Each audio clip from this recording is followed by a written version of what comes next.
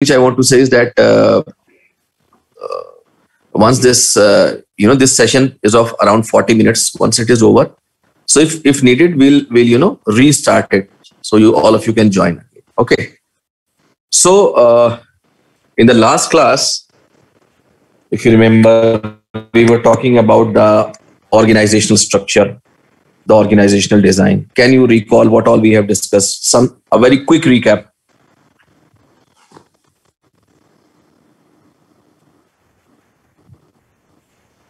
Yes.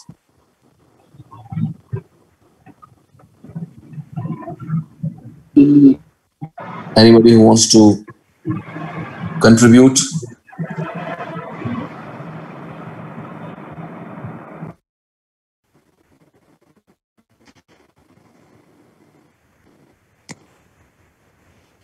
Am I audible?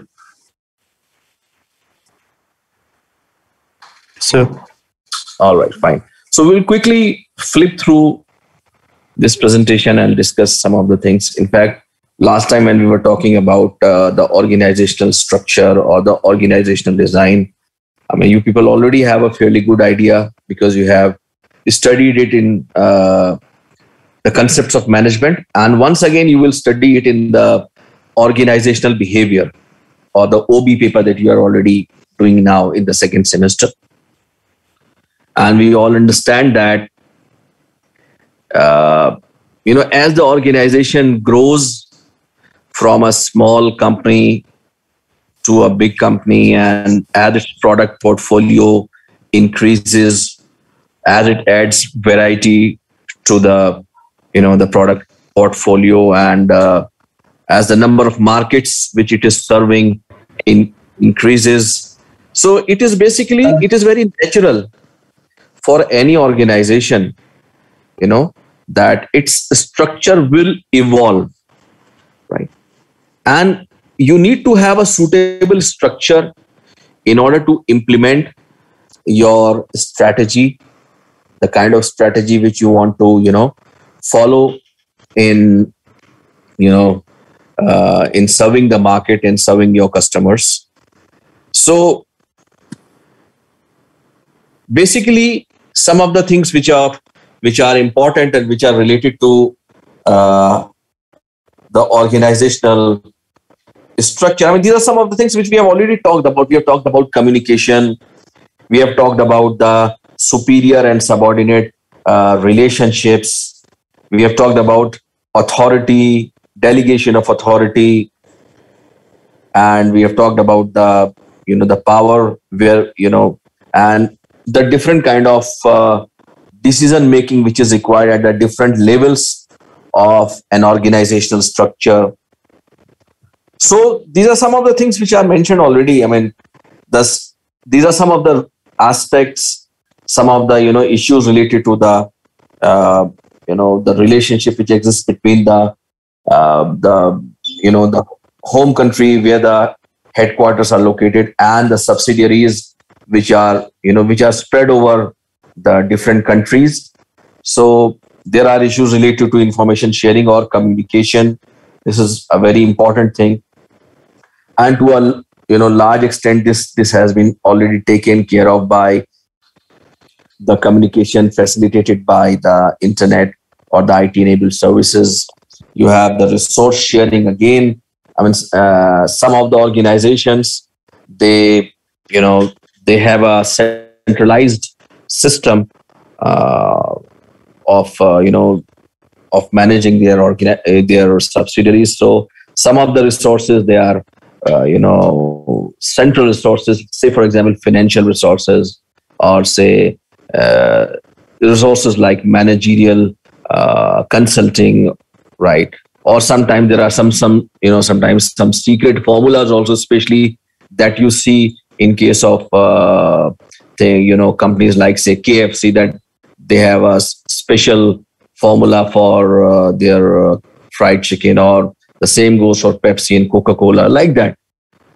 And then obviously that the flow of decision, how it is flowing across how the decisions are being made and how they are being communicated across the organization, and coordination of activities. Obviously, when the organization becomes a bit bigger, then it really becomes the coordination becomes a bigger issue.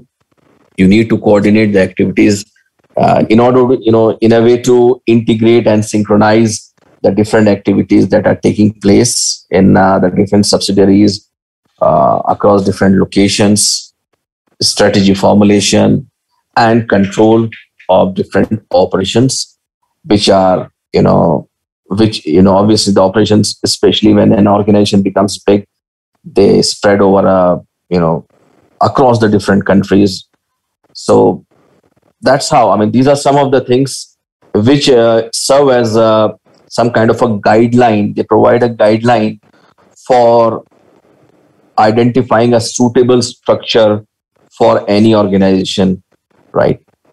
So similarly, some other factors like age of the subsidiary, for how long it has been operating in the organization, or the size of the company, right? The nature, whether it is a service industry, whether it is a manufacturing firm, whether it is a marketing firm. So all these things, diversification of products, your product portfolio, level of technology, cultural issues, all these things are also important in defining whether what is the level or what is the optimal mix of centralization and decentralization is needed.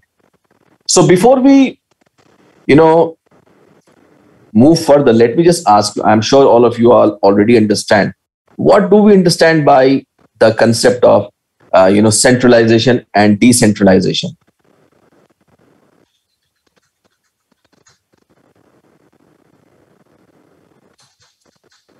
Yes. The degree of autonomy to take decisions.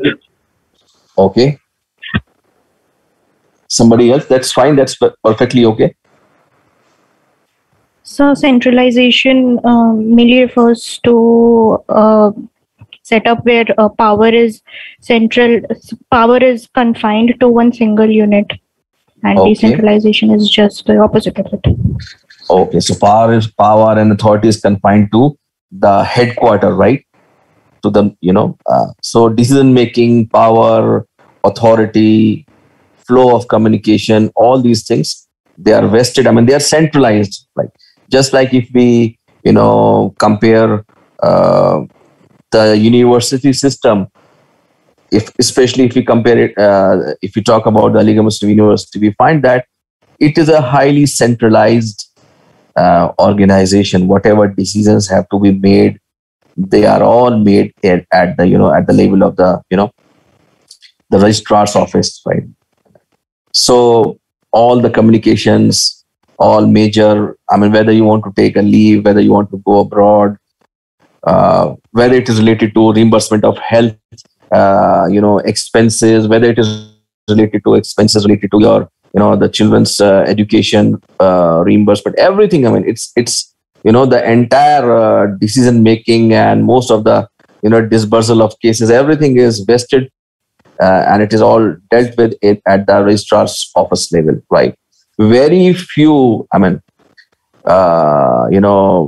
the authority is delegated to the deans and the chairman only for what you may call as the routine decision making, the routine matters. But other than that, all the things have to be, they take a, they have to be routed through what you call as a proper channel, right?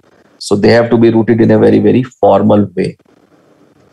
So basically, you have a fairly good idea. It means about whether the the power and the decision making is vested in at a particular level in one particular at the headquarter level of the organization, and whether, and the opposite obviously is decentralization. That is how much flexibility, how much autonomy the individual subsidiaries or the strategic business units have in carrying out their routine activities, or sometimes if needed other than routine activities, sometimes it might be needed that you need to be more responsive to the market.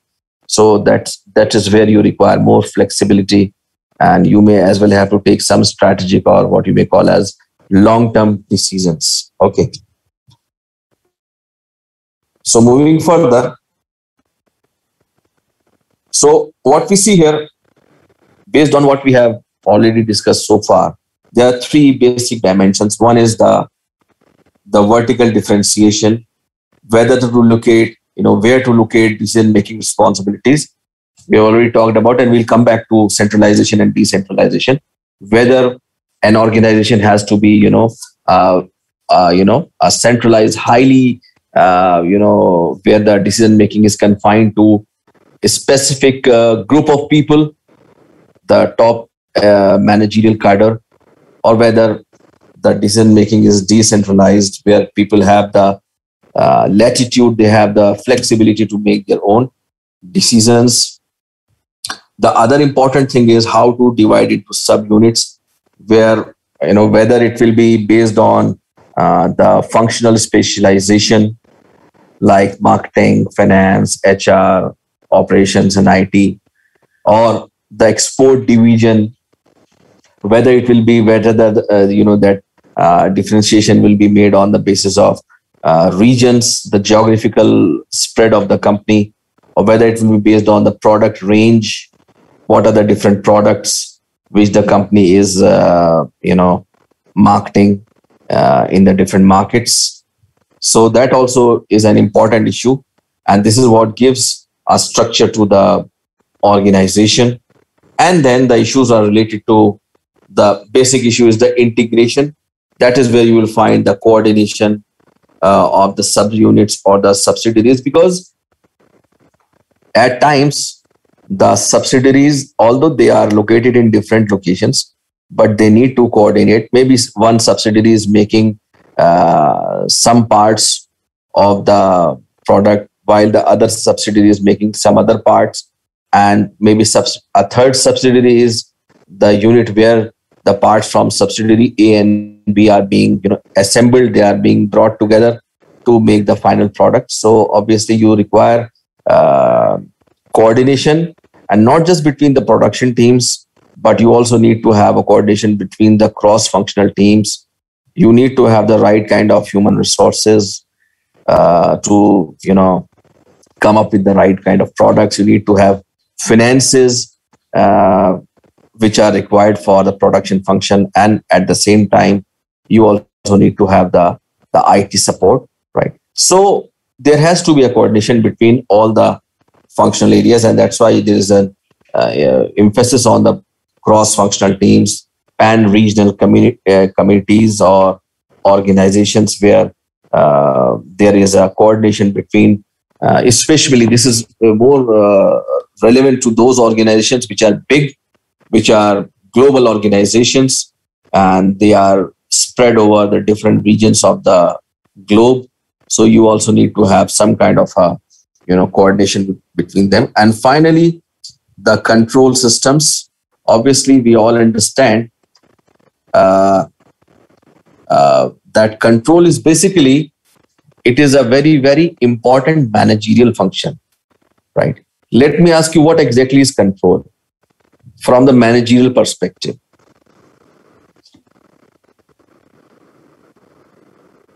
Yes.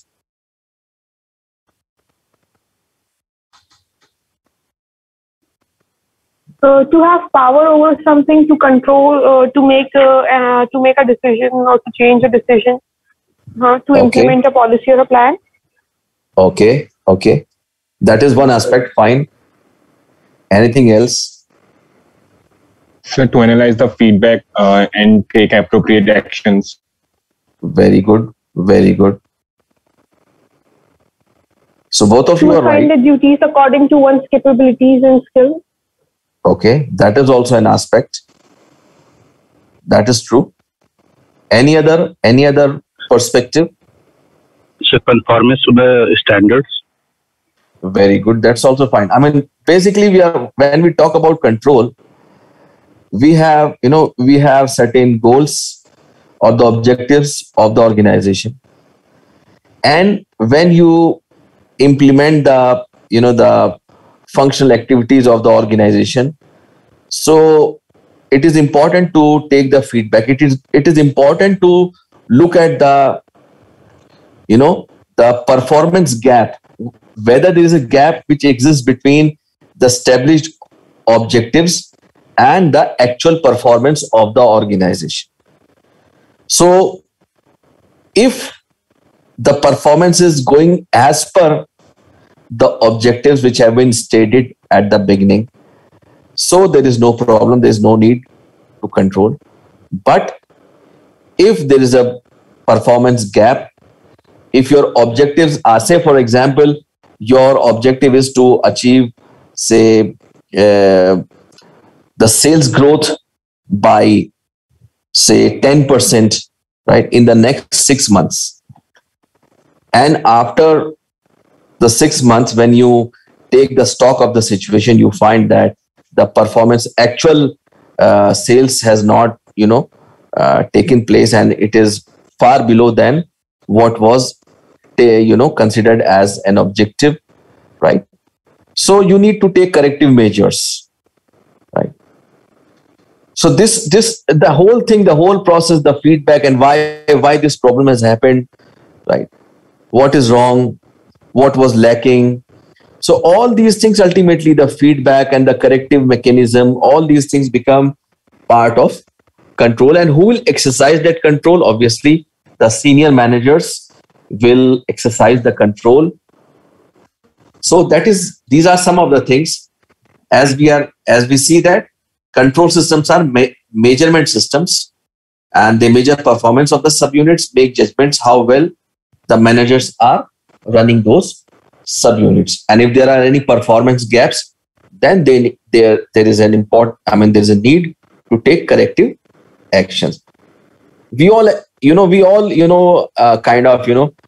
analyze, and we do get involved in such kind of activities in our daily lives also. Like, for example, for some exams, or for, say, for some competitive activities. Suppose we have set up some targets that, okay, I will qualify this exam, or I'll try to score, say, 90% in my exam. And when you take the test and you score, say, 85%, so that 5% which you have not been able to achieve, so you try to look back and you try to look into, do some kind of a self introspection and try to find out what was wrong, what happened, and next time you try to take care of the issues which were responsible for, you will say, somewhat, less than expected performance.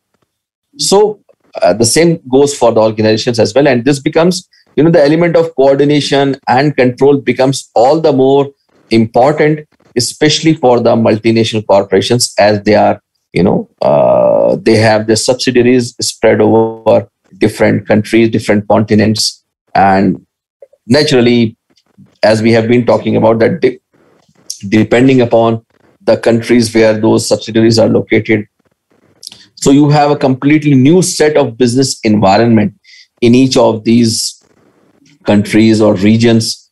So that is what makes the entire thing more challenging. So moving further, we'll just have a quick look at centralization versus decentralization.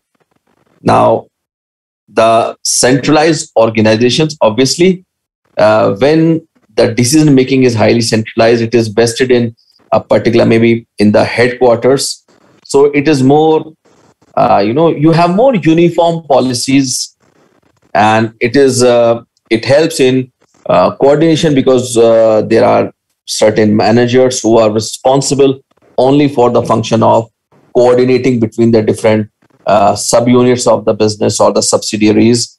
And it ensures that the decisions are also consistent with the organization's objectives, because the entire decision making and the conceptual level of decision making, all the things are taking place at the top level in the headquarter. So there will be uniformity, there will be more consistency, right? And it gives the top level managers the ability to make the change, right? So that is obviously there. There are certain advantages of centralization.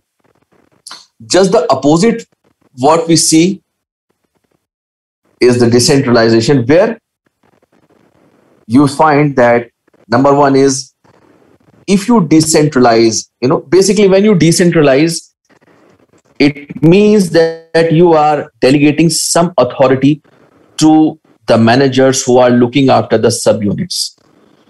So it encourages them, it motivates them to perform better. Because if I am giving you some kind of authority, okay, you do it yourself, right? Don't come back to me for every small questions. If unless there is something which is very, very important, which is very, very strategic in nature, you can take, you can make your own decisions. So it gives a sense of confidence to those managers to whom you have delegated the authority. So it motivates them, it encourages them for better performance. Then obviously there is greater flexibility. Every now and then you don't have to look to your top managers, or you don't have to write letters and seek permission and so forth. So it also saves time. It ensures greater flexibility, and sometimes, in fact, rather most of the times, it results in better decisions which are best suited to those specific subsidiaries where the decisions are made. Because as a manager of that subsidiary, you are closer to the reality, right? You know what is the nature of the problem, right? So you are in a better capacity, you are in a better position to make the decision, instead of communicating the entire thing to your boss in the headquarters, and that person reviews the situation and then sends you some kind of a solution like that. And obviously it definitely gives you more control over the situation, and it also saves the duplication of effort. Actually, in reality, what happens is that if it is a very, very centralized organization, and for most of the decisions or for most of the issues, the managers who are looking after the subsidiaries, they have to communicate with their bosses or senior managers in the headquarters. So ultimately what happens is that it involves a lot of time. Plus sometimes it happens that they tell you that, okay, you do your I authorize you to make your own decisions, right? Or sometimes whatever decision you wanted to make, the same decision is also communicated by your bosses to you. So in a way, it leads to some kind of a duplication of efforts. So that is kind of reduced. The instances of duplication of efforts are reduced in case of decentralization. Is it okay? Can we move further? Yes, sir. Yes, okay, sir. fine. Okay. So there are basically 4 types of structures based on 2 important dimensions. One dimension is the degree of integration, between the degree of integration and coordination between the different units. And the second dimension is the responsiveness to the local markets, right? So these are 2 dimensions on the basis of which these 4 strategies have been suggested, and the structure which is most suited. There's no rule of thumb. That is very true. But still, the theorists, they try to, kind of come up with some kind of rules, and based on that, they try to give suggestions that which structure is best suited to a particular organization or to a particular situation. Say, for example, if you look at the global standardization strategy,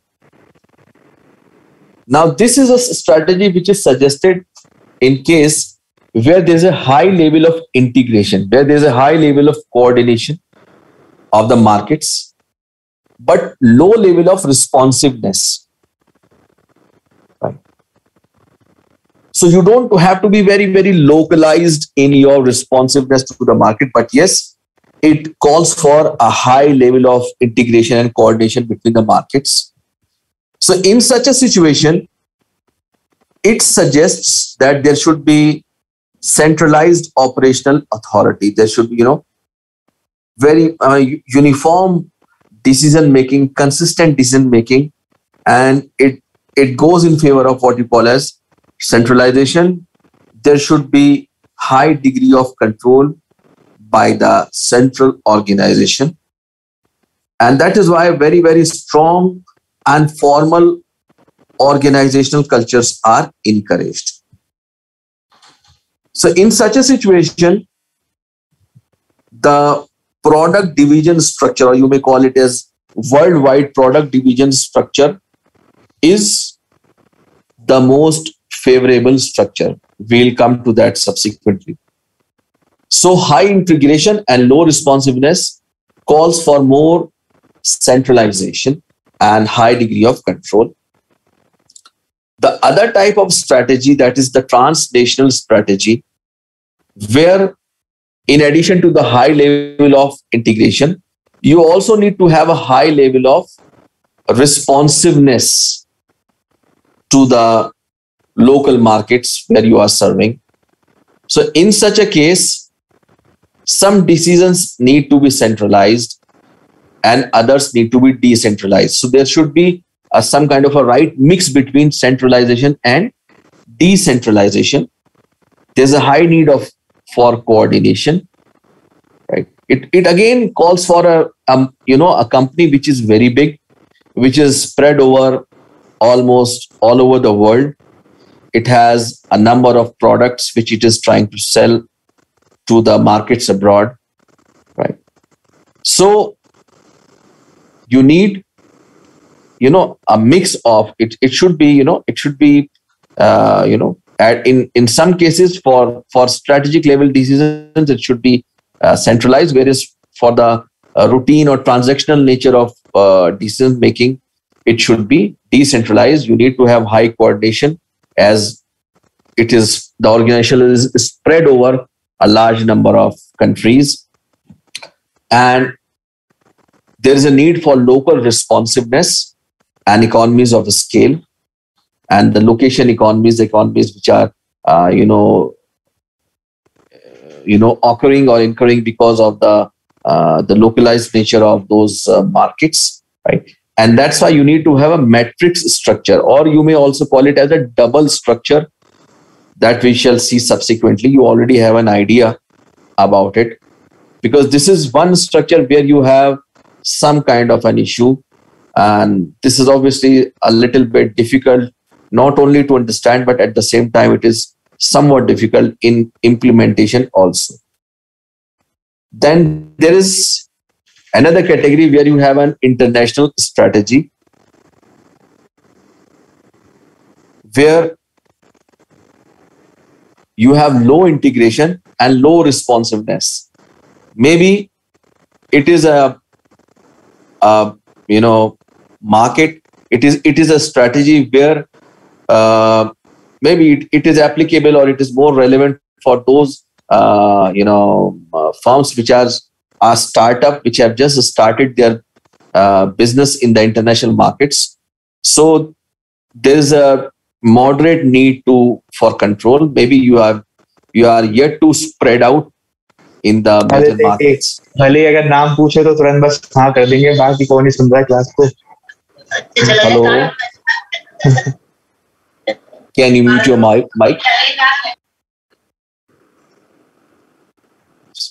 Okay. So, and at the same time, there's a moderate need for centralization. So, in such a situation, a worldwide, I would say it's not product division. Actually, it should be export division structure, right? I think there's some, mistake here. So it should be a worldwide, export division structure or international division structure, that an organization can, manage its international functions by having an export department, or having a sub department under the marketing which takes care of exports. or you can have a separate international division. And one last one is the localization strategy, wherein you have low integration but high responsiveness. So again, this is also a strategy where you are not present in most of the markets, so you don't need much of the coordination. But yes, you need to be more responsive. This is more, you may call it as a a regiocentric approach, right? It divides the world into autonomous geographic areas, decentralizes operational authority based on the geographic areas. Like you can divide the markets, and you can have regional offices which will take care of it, to which the authority is delegated by the headquarter, and they will take care of the entire region's operations, right? And it facilitates local responsiveness. This such kind of an structure is more, you will say, suited to meet the needs of the local markets.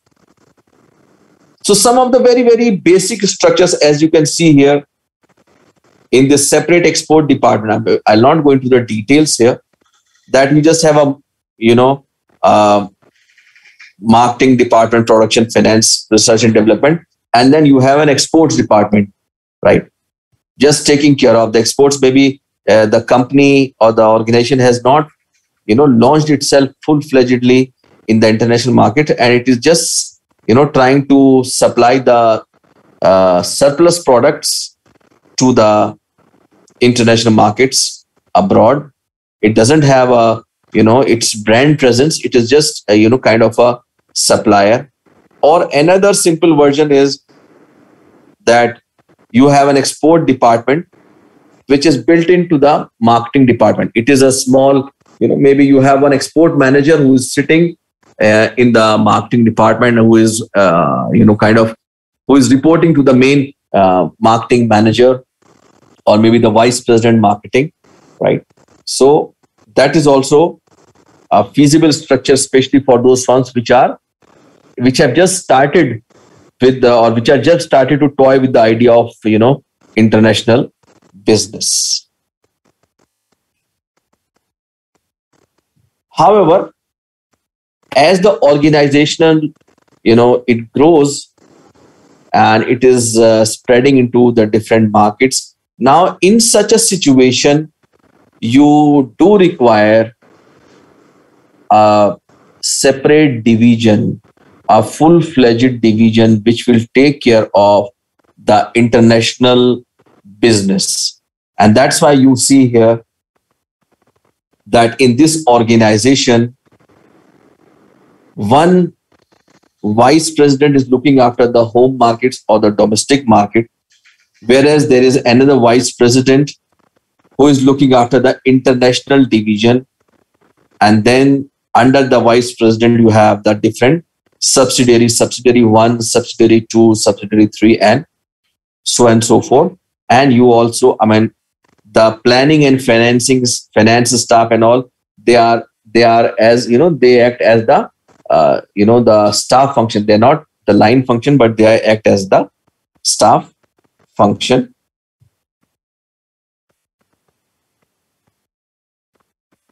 Now coming to one basic form which you are already aware, that function-based global organization structure, that on top of the firm you have the president, and then you have the vice presidents, or any other designation can be there, right? Say assistant general managers, like that. Vice president for production worldwide. You have vice president for marketing worldwide. You will have vice president HR worldwide, and so on. Obviously, due to the paucity of space, we are just showing only the two functional areas. And then under the production, you have the managers for subsidiary 1, subsidiary 2, subsidiary 3, and so on, depending upon how the organization is spread over, right?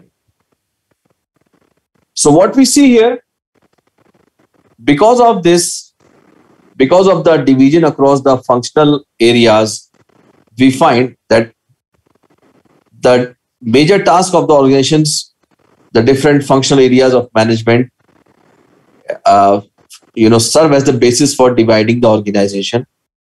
Some of the strengths are that it helps, it encourages professional identity and career path for the managers or for the members, because they know if somebody is in the marketing department, then the person knows that what is my progression, how I am going to get promoted to the next level, what will be my designation, and so on, what will be my responsibilities. If somebody is in the sales, then what is the nature of the job? If somebody is into brand or product management, then what is the nature of the job, right? And then there is an ease of supervision because there are clear reporting relationships. So the managers know that who are the people who are coming under their span of control, who are the people who will be reporting them. So there are clear reporting relationships, there are clear lines of communication, and it allows for what you call as specialization, right? In the different, say what you may call as the skills or the managerial skills. So there is no overlap, there is no duplication. That is a very, very important thing. Although you need to have a lot of coordination between the different functional areas. But yes, in the there is a problem that in case the interdepartmental coordination is lacking, then there will be the problem. That is an issue. And then it is also sometimes, because of the highly focused approach in such organizations, then there is an inability to respond to the environmental changes. And main issue is about the coordination and communication between the different functional areas and the departments. So that is a major issue. Now we will rejoin once this meeting is over. Okay, so I'll